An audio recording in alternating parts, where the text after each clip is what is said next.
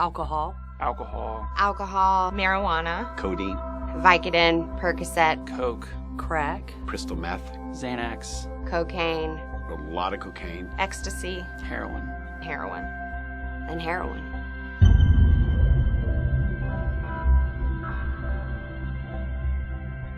My use of drugs and alcohol started when I was a freshman in high school. I was 14, and the motivation for that just in the beginning was to fit in.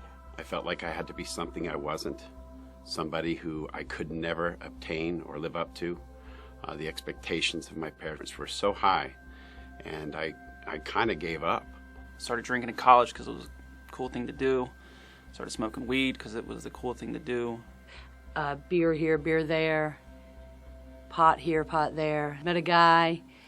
He smoked crack. I'm like, oh, this is great, you know. I'm going to keep him by doing this. And it just spiraled downhill from there. I ended up jobless, penniless, homeless, in abusive and unhealthy relationships, and was absolutely disgusted with the life that I had made for myself. I remember the first time that I drank, I blacked out, and I woke up and I wanted to do it again. By then, I probably should have known that there might be an issue, but I was too young to be concerned about it. My dad was a functioning alcoholic. We would have big parties at our house, and so I was that kid who would sneak a drink or two at those parties. Somewhere along the line, it turned from just a desire to want to have fun into a need and an obsession. In 16 months, I went from having a great life, a great career, to stealing from my parents, anybody that I could steal from. I embezzled thousands of dollars. This last time around, there was heroin, crack, Xanax, Klonopin. It was anything I could get my hands on. At 20 years old, I overdosed. No one came to see me. The friends that I thought I had were non-existent because at that point, I wasn't of any help to them. At that point, I knew that I couldn't fight this thing. It wasn't a fight that I was going to win. It's okay to say that I can't do this on my own. It's okay to admit that my way of thinking and my way of running my life doesn't work. Addiction can handle or take anyone.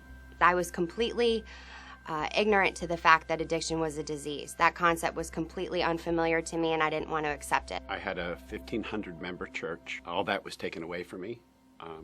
I was thrown into jail. The disease does not discriminate. I've seen very, very successful doctors and lawyers that are affected by this disease. Drugs, again, kill.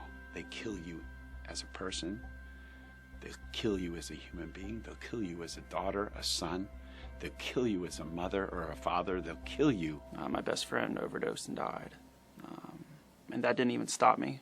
I've lost friends. I know friends that have lost friends. Addiction can be a struggle, but the answers are there. There's a lot of people out there that won't get it the first time, and the second time, and the third time. We just can't give up hope on them. If you want to live and you want to have victory over addiction, you've got to go in 110%. There is help for the people out there that want and need the help.